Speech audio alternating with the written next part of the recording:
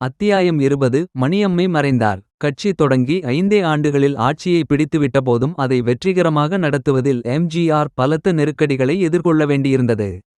முக்கியமாக எதிர்க்கட்சியாக இருந்த திமுக நடத்திய தொடர்ச்சியான எதிர்ப்புகள். போதாக்குறைக்கு கட்சியில் இருப்பவர்களிடமும் அதிருப்தி உணர்வுகள். சில ஊடகங்கள் கூட இந்த கருத்துக்களை கட்டுரைகளாக எழுதி வெளியிட்டன.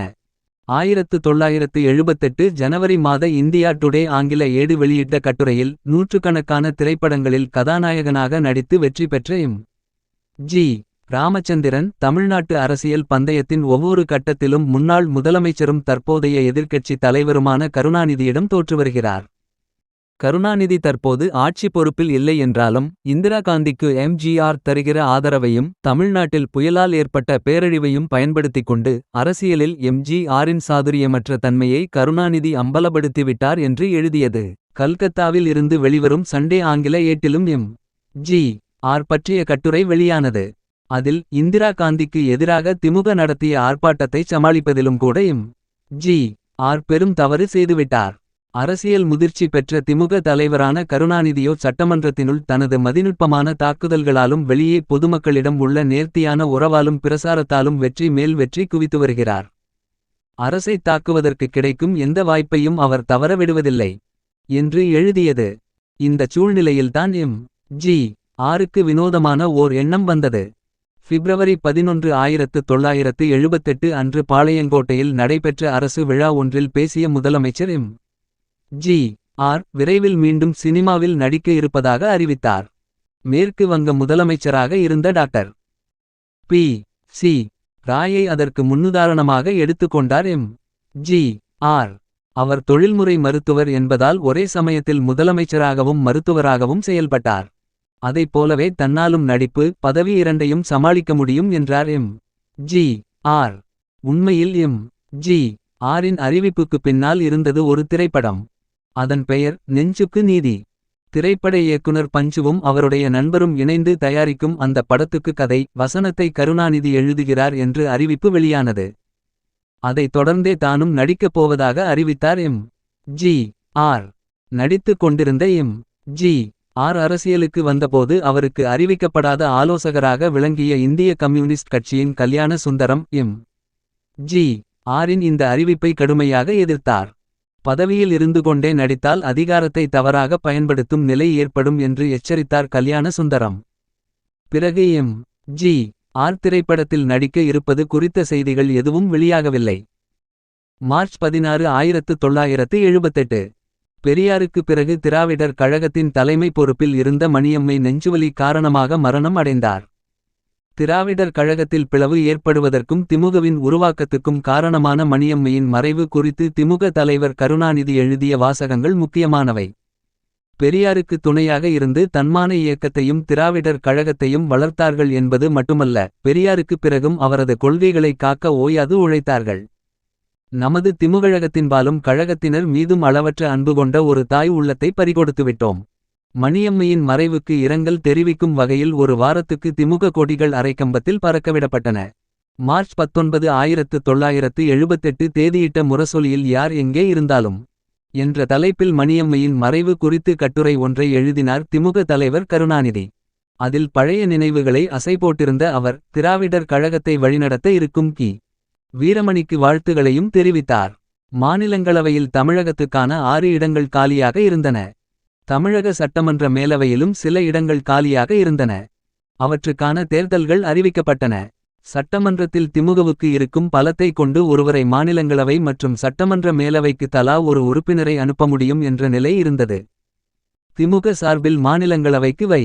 கோபால்சாமி போட்டியின்றி தேர்வு செய்யப்பட்டார். சட்டமன்ற மேலவை தேர்தலில் வீரபாண்டி ஆறுமுகம் வெற்றி பெற்றார். அயதிமுக பெரும்பான்மை பெற்று ஆட்சி அதிகாரத்தில் அமர்ந்திருந்தபோதும் அந்த கட்சியின் தலைமை பதவியில் இருக்கும் எம். ஜி. ஆர் எடுக்கும் முடிவுகள் நடவடிக்கைகள் பல குழப்பங்களை விதைத்துக் கொண்டே இருந்தன. அவற்றில் முக்கியமானது அந்த கட்சியின் தஞ்சாவூர் நாடாளுமன்ற உறுப்பினராக எஸ். டி. சோமசுந்தரம் திடீரென சட்டமன்ற மேலவை தேர்தலில் போட்டியிட்டு வெற்றி பெற்று உடனடியாக அதை ராஜினாமா செய்த விவகாரம்.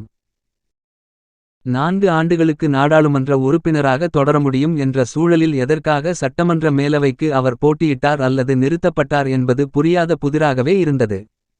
இப்போது முதலமைச்சர் எம். ஜி. ஆர் மீண்டும் சினிமாவில் நடிப்பது குறித்த செய்திகள் மீண்டும் பத்திரிகைகளில் வெளிவரத் தொடங்கின. அதை உறுதி செய்வது போல பிரதமர் மொரார்ஜி தேசாய்க்கு கடிதம் எழுதினார் முதலமைச்சர் எம். ஜி. ஆர். அதில் தனக்கு வருமான வரி பாக்கி அதிகம் இருப்பதாகவும் முதலமைச்சர் வேலையில் கிடைக்கும் சம்பளத்தை கொண்டு அதை செலுத்துவது சாத்தியமல்ல என்பதால் சினிமாவில் நடிக்க இருப்பதாகவும் அதற்கு அனுமதி தரவேண்டும் என்றும் கூறியிருந்தார் எம். ஜி. ஆர். ஆனால் சினிமாவில் நடிக்க தனது அனுமதி தேவையில்லை என்றும் மாநில முதலமைச்சராக இருந்து கொண்டு தன்னுடைய கடமைகளுக்கு குந்தகம் வராமல் திரு. எம். ஜி. ஆர் சினிமாவில் நடிப்பதில் தனக்கு எந்தவித ஆட்சேபனையும் இல்லை என்றும் பதில் கடிதம் எழுதினார் பிரதமர் மொரார்ஜி தேசாய். படவேலைகள் தொடங்கின. எம். ஜி. ஆர். படங்களின் ஆஸ்தான பாடலாசிரியர் வாலியே படத்துக்கான கதை வசனத்தை எழுத ஒப்பந்தம் செய்யப்பட்டிருந்தார். படத்துக்கான தலைப்பு உன்னை விடமாட்டேன். இசையமைக்க இளையராஜாவையும் கதாநாயகியாக லதாவையும் ஒப்பந்தம் செய்திருந்தனர். அவை முன்னவரும் நிதி அமைச்சருமான நாஞ்சில் மனோகரன் படத் தொடக்க விழாவுக்கு தலைமை தாங்கினார். இப்படி முதலமைச்சர் எம். ஜி. ஆரின் படவேலைகளில் ஈடுபட்டிருக்கும்போது தமிழ்நாட்டில் விவசாயிகள் போராட்டம் வலுத்து கொண்டிருந்தது. மின் கட்டணத்தை குறைக்க வேண்டும், விவசாய கடன் வசூலை ஒத்திவைக்க வேண்டும், வரி பாக்கிக்காக சொத்துக்களை ஜப்தி செய்யக்கூடாது என்பன உள்ளிட்ட 9 கோரிக்கைகளை வலியுறுத்தி தமிழக விவசாய சங்கத்தினர் போராட்டத்தில் ஈடுபட்டனர். அதை ஒடுக்கும் வகையில் தமிழக விவசாய சங்க தலைவர் நாராயணசாமி நாயுடு கைது செய்யப்பட்டார். ஆனாலும் போராட்டம் தொடர்ந்தது. சாலை மறியலில் ஈடுபட்டனர் விவசாயிகள். காவல்துறை கண்ணீர் புகைக்குண்டுகளை வீசியது. தடியடி பிரயோகமும் நடத்தப்பட்டது.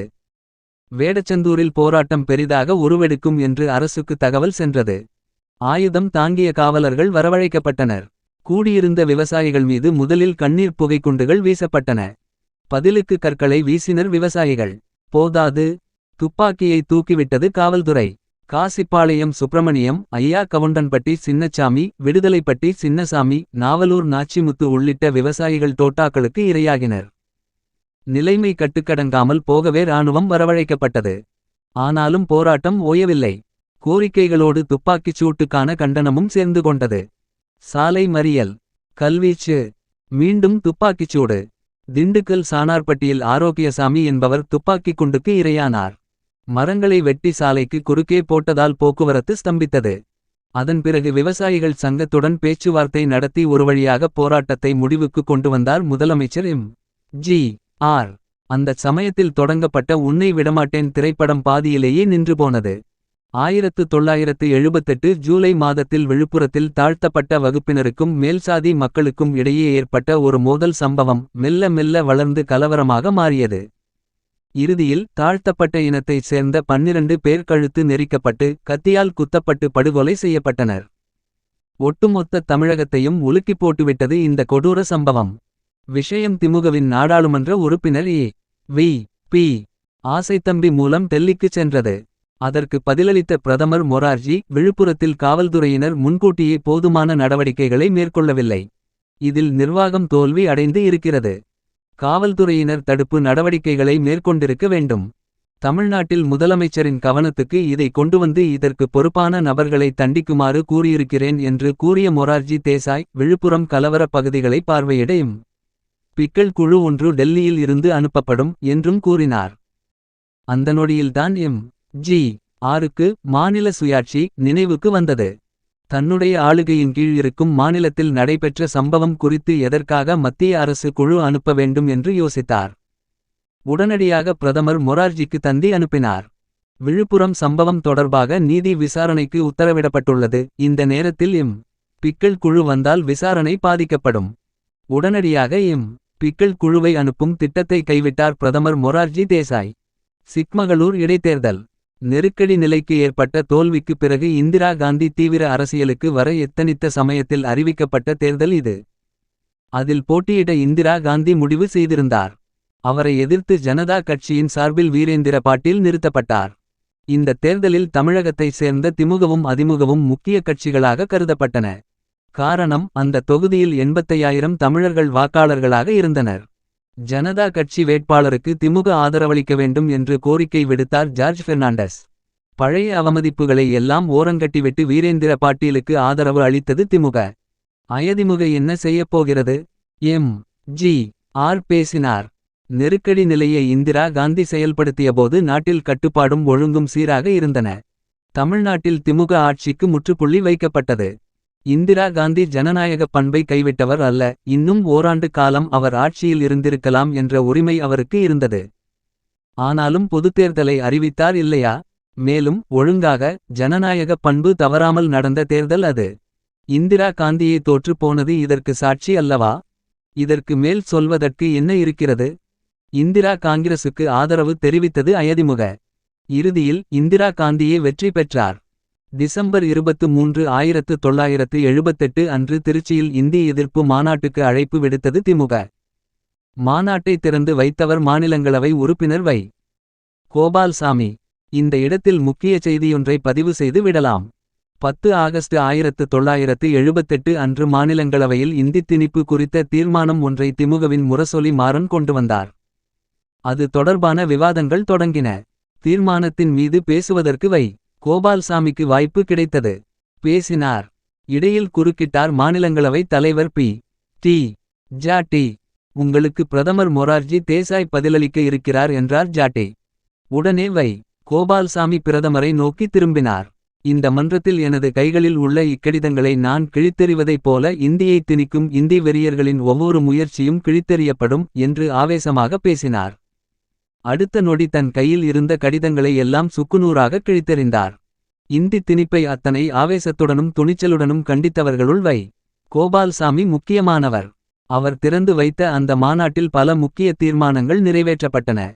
அவற்றில் ஒன்று ஜனவரி 26, 1979 அன்று மாபெரும் இந்தி திணிப்பு எதிர்ப்பு கண்டன பேரணிகள் திமுக சார்பாக மாநிலம் முழுக்க நடத்தப்படும் என்பது. திமுகவினர் தத்தமது வீடுகளில் கருப்பு கொடி ஏற்றுங்கள். வீதிகளில் கருப்பு கொடிகளால் ஆன தோரணங்களை தொங்கவிடுங்கள். எல்லோரும் கருப்புச் சட்டை அணிந்து கொள்ளுங்கள் என்று அறிவிக்கப்பட்டது. எதற்காக திடீரென இந்தி எதிர்ப்பு மாநாடு? 1978 ஆண்டு மத்தியில் இந்தி மொழி தொடர்பாக தமிழ்நாட்டைச் சேர்ந்த மத்திய அரசு அதிகாரிகள் மற்றும் அலுவலர்கள் கட்டாயத்துக்கு ஆளாக்கப்படுவதாக ஒரு தகவல் வெளியானது. அதாவது மத்திய அரசு இலாக்காக்களில் துணைச் செயலாளர் மற்றும் அவரைவிட உயர்ந்த அந்தஸ்திலே உள்ள அதிகாரிகள் இந்தி பேசாத மாநிலங்களைச் சேர்ந்தவர்களாக இருந்தால் அவர்கள் இந்தி படிக்க வேண்டும் என்று கட்டாயப்படுத்தப்பட்டனர். இது குறித்து மத்திய அரசுக்கு கடிதம் எழுதிய முதலமைச்சர் எம். ஜி. ஆர். தமிழ்நாட்டில் சில அரசியல் சக்திகள், அவர்கள் யார் என்பது உங்களுக்கே தெரியும். அவர்கள் இங்கே மொழி பிரச்சனையை பயன்படுத்தி லாபமடைய நினைக்கிறார்கள் என்று கூறியிருந்தார். உடனடியாக பதிலளித்த பிரதமர் மொரார்ஜி தேசாய் 1963 ஆண்டு ஆட்சி மொழிச் சட்டம் திருத்தப்பட்டது. அந்த சட்ட விதிகளை அமல்படுத்துவது ஒன்றே இப்போதுள்ள பிரச்சினை. காலப்போக்கில் பழைய நிலைகளே நீடித்து இருக்க முடியாது. போகப்போக மத்திய அரசின் அலுவல்களில் இந்தியை பயன்படுத்துவது அதிகரித்து கொண்டே போவது இயல்பு என்று சொன்னதோடு அதிகாரிகள் இந்தி படிக்க வேண்டும் என்பது கட்டாயம் அல்ல, அவசியம் என்று தனது எண்ணத்தை நாஷூக்காக பதிவு செய்தார். அதற்காகவே இந்தி எதிர்ப்பு மாநாட்டை கூட்டியது திமுக. போராட்ட அறிவிப்புகளையும் வெளியிட்டது. திமுகவின் துரித நடவடிக்கைகள் அயதிமுகவை யோசிக்க வைத்தன. அதற்கு சில மாதங்களுக்கு முன்னால் இந்தி எதிர்ப்பு போராட்டத்துக்கு அழைப்பு விடுத்திருந்தார் முதலமைச்சர் எம். ஜி. ஆர். இது பற்றிய கேள்வி ஒன்று கருணாநிதி ஆதரவு பத்திரிகையான குங்குமம் அக்டோபர் 8, 1978 இதழில் வெளியானது. கேள்வி: இந்தி எதிர்ப்பு போராட்டத்துக்கு என் பின்னால் வரத்தயாரா என்று தமிழக முதலமைச்சர் கலைஞரை பார்த்து கேட்கிறாரே. பதில்: எங்கே கோவாவுக்கா வரச் சொல்கிறார்? 1965 இந்தி எதிர்ப்பு போராட்டத்தில் திமுகவினர் ஈடுபட்டிருந்தபோது திமுக உறுப்பினரான எம். ஜி. ஆர். கோவா கடற்கரையில் படப்பிடிப்பில் கலந்து கொண்டிருந்தார் என்பதை நினைவுபடுத்தியது அந்த பதில். விரைவில் அயதிமுக சார்பில் இந்தி எதிர்ப்பு மாநாடு நடத்தப்படும் என்று அறிவித்தது. ஆனாலும் அந்த முடிவில் உறுதியாக இருக்கவில்லை. திடீரென இந்தி திணிப்பு எதிர்ப்பு மாநாட்டை டிசம்பர் 25, 1978 அன்று நடத்தப்போவதாக அறிவித்தார் எம். ஜி. ஆர். பிறகு வீரவணக்க மாநாடு என்று அந்த மாநாட்டின் பெயரை மாற்றினார். இதனால் அயதிமுகவின் நிலைப்பாடு குழப்பத்தை ஏற்படுத்தியது. இந்த சமயத்தில் சென்னை வந்த பிரதமர் மொரார்ஜி தேசாய், இந்தி எதிர்ப்பு போராட்டம் என்பது எதுவானாலும் அது செத்துவிட்ட குதிரையை எழுப்புவதற்குச் சமமாகும். ஒவ்வொரு தேசபக்தனும் இந்தியை கற்றுக்கொள்ள வேண்டும். இந்தி கற்றுக்கொள்வதை கட்டாயமாக்கும் சட்டம் எதுவுமில்லை என்றாலும் தேச பக்திக்கு இந்தி படிப்பது கட்டாயமானது என்றார். பிரதமரின் பேச்சை கண்டிக்கும் வகையில் திராவிடர் கழக பொதுச் செயலாளர் கி. வீரமணி தலைமையில் அனைத்து கட்சி இந்தி எதிர்ப்பு மாநாடு கூட்டப்பட்டது. அதில் மொரார்ஜி தேசாயின் இந்தி வெறிக்கு கண்டனம் தெரிவிக்கப்பட்டது. பிரதமர் மொரார்ஜி தேசாயின் பேச்சுக்கு திமுகவும் அயதிமுகவும் எதிரெதிர் நிலையில் கருத்து தெரிவித்தன. இந்தி எதிர்ப்பு செத்த குதிரை அல்ல, களைப்புற்று தூங்குகிற குதிரை. அந்த குதிரை எழுந்து கம்பீரமாக நிற்கிறது. பாய்வதற்கு தயாராக இருக்கிறது. இந்தியை படிக்க மாட்டேன் என்று சொல்பவர்கள் எல்லாம் தேசத் துரோகிகளா, நாட்டுத் துரோகிகளா என்று கேட்டார் திமுக தலைவர் கருணாநிதி. ஆனால் ஜி. ஆரோ சட்டப்படி இந்தியை திணிக்க மாட்டோம் என்று தேசாய் கூறியிருக்கிறார். திணிப்பு இல்லாதபோது அந்த பிரச்னைக்கு இடம் இல்லை என்பதால் செத்த குதிரை என்று கூறியிருக்கிறார். 1971இல் இந்திரா கொடுத்த வாக்குறுதியை எப்படி நம்பினோமோ அதைப் போலவே இப்போது தேசாய் கொடுத்த வாக்குறுதியை நாங்கள் நம்புகிறோம் என்றார். திட்டமிட்டபடி திமுக அறிவித்திருந்த கருப்புக் கொடி ஊர்வலத்தை தொண்டர்கள் நடத்தினர்.